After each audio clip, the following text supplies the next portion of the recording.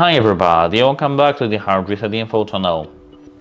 Today I'm going to tell you how to change the left and right speaker balance in your Samsung Smart Monitor.